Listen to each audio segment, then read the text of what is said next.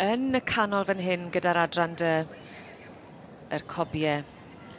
Y Caseg Wag neu'r adfyrch 8 mlwydd oed a throsodd sydd dan sylw craff y beirniad John Kirk. Ac wrth gwrs yn gyntaf ar hyn o bryd yn y dosbarth mae y London Olympic Rose yn chwaer, neu'n hanner chwaer i'r Gaseg oedd yn ennill y dosbarth blaenorol, London Total Temptress.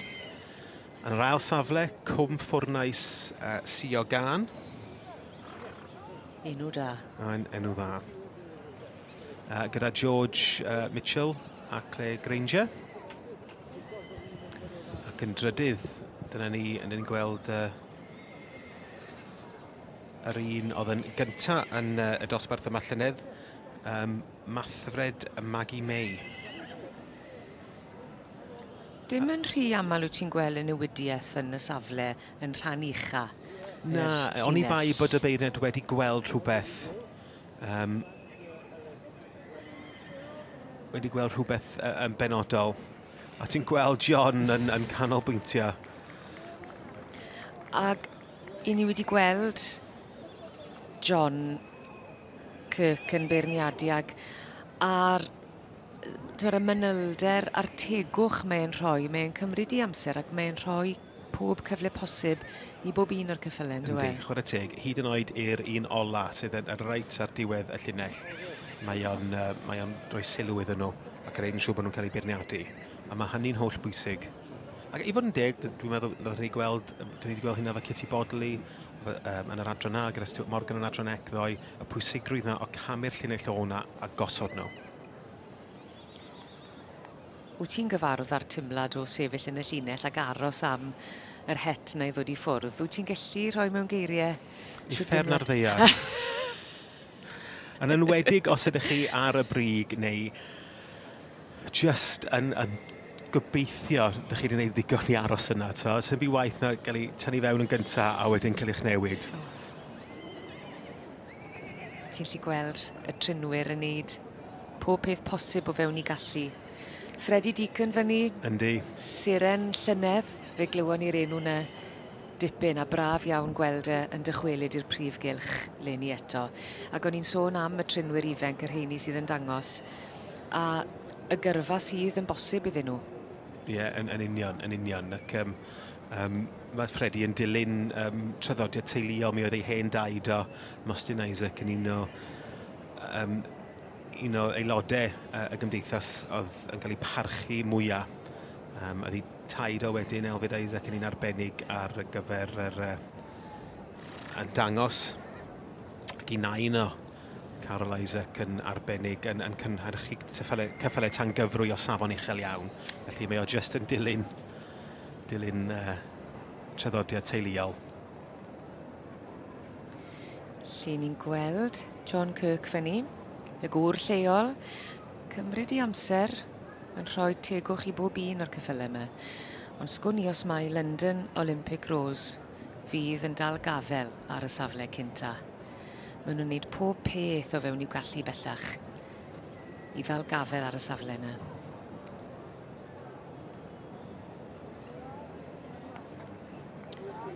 Ti'n credu mai fan hyn fydd Freddie Deacon yn gallu, a mae wedi wneud.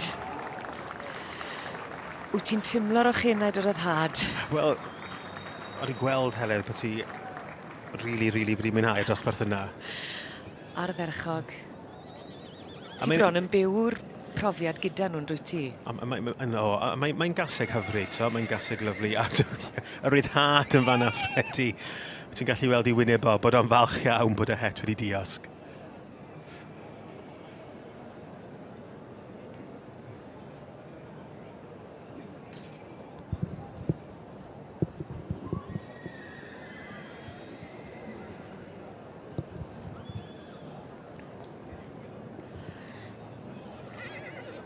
Braf gweld yr haul yn disgleirio ac yn dangos coti'r cyffylau yma ar ei gorau. Chi Freddie Deacon yn dangos London Olympic Rose fyny yn y safle cynta. i'r Caseg Wag neu'r adfyrch, 8 mlwydd oed a throsodd. Yn eiddo i Stephanie Edwards, a London Olympic Rose allan o'r march, Swan Hill Golden Rocket, a'r Caseg Trevaliant Stella. Ac ni'n gweld ac yn clywed y brydfeidd yn dod yn ôl flwyddyn ar ôl blwyddyn, a mae yna rhywbeth sy'n cynnig cysur mewn ffordd o glywed y teuluodd yma yn dychwelyd. Mae yn y gwaed ydi a bod nhw'n dod nôl ac yn wrth I boddau. A neis cael gweld cyn enillwyr yn dod yma nôl I frwydro ac I gystadlu. Odi, mae'r awch yn dal I fod yna. A mae hefyd yn sicrhau ac yn cynnal y safon sydd wedi cael ei osod. Yndi, yn bendant. A mae pawb yn breuddwydio o ennill yma.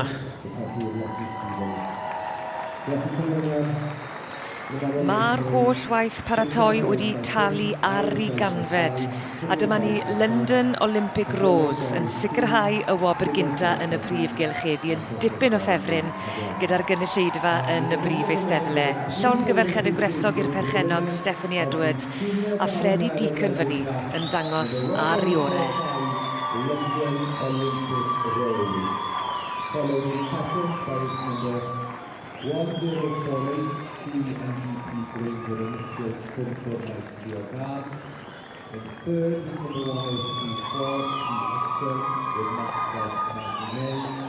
Bydd eisiau bouncers ar Freddie cyn bo hir, fydd e'n... Wel, dwi'n meddwl bod yna gyda fod ddau frawd mae'r brodyr efo fo wythnos yma, so yeah. Bob ochr iddo fe. Bob ochr iddo fa.